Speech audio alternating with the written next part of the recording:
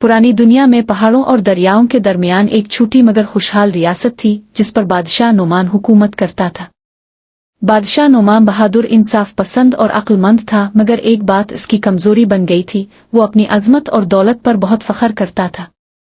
सल्तनत के लोग इसे इज्जत तो देते थे मगर उसके सामने बात करने से घबराते थे, क्योंकि बादशाह को तनकीद सुनने का आदी नहीं था। महल से कुछ फासले पर एक बुजुर्ग फकीर रहता था जिसे लोग बाबा खैरदीन कहते थे। उसके कपड़े पुराने, हाथ में लकड़ी का असा और पास सिर्फ एक पुराना पियाला होता था, मगर उसके चेहरे पर हमेशा एक ऐसी मुस्कुराहट जगमगाती थी जिसमें अजीब सा सुकून होता था। एक दिन बादशाह शिकार से वापसी पर इस फकीर के पास से गुजरा।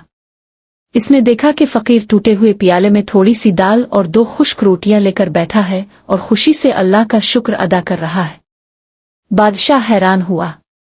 बादशाह ने पूछा, बाबा, तुम्हारे पास कुछ भी तो नहीं, फिर तुम इतने मुतमईन कैसे रहते हो? फकीर ने मुस्करा कर जवाब दिया, बादशाह सलामत, मेरे पास वो सब है जो मुझे चाहिए।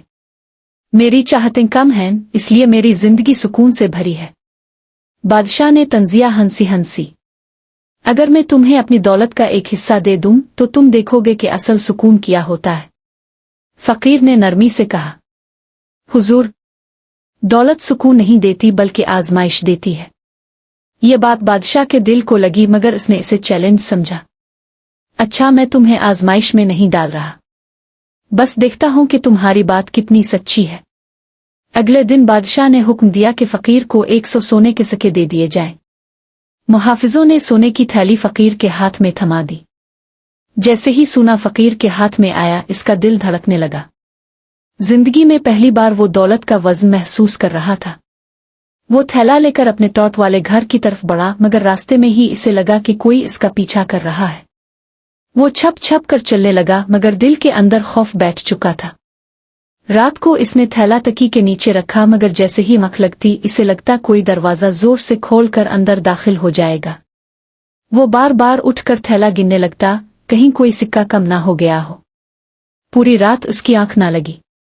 सुबह होते ही वो सोने की थैली उठाकर महल चला गया।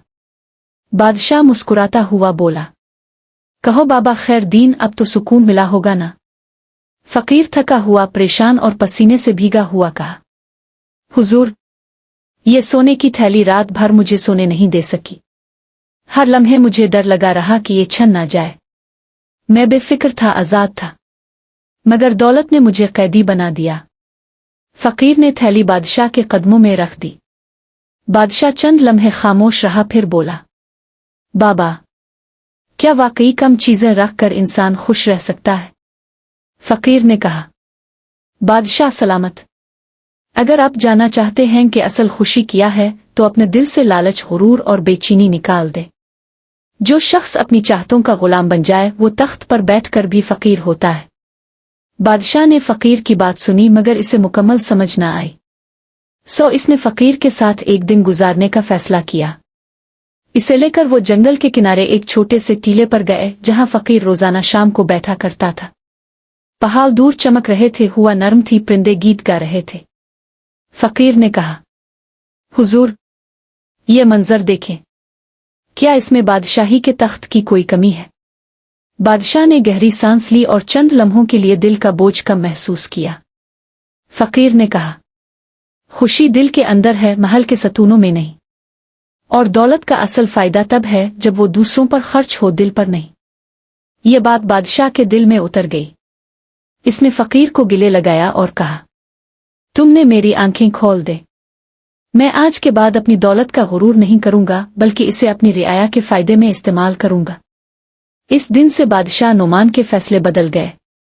इसने गरीबों की मदद शुरू की, खाना बांटा, शिकार कम कर दिया, रियाया से मोहब्बत बढ़ा दी और सबसे बढ़कर गुरूर छोड़ दिया। उधर फकीर, वो अपने टॉट के घर में अपनी दाल रोटी और सुकून भरी मुस्कुराहट के साथ दुनिया का सबसे खुश इंसान रहा। कहानी का सबक, खुशी कम चीजों से भी मिल सकती है अगर दिल बड़ा हो। दौलत सिर्फ हाथ में अच्छी लगती है, दिल में नहीं।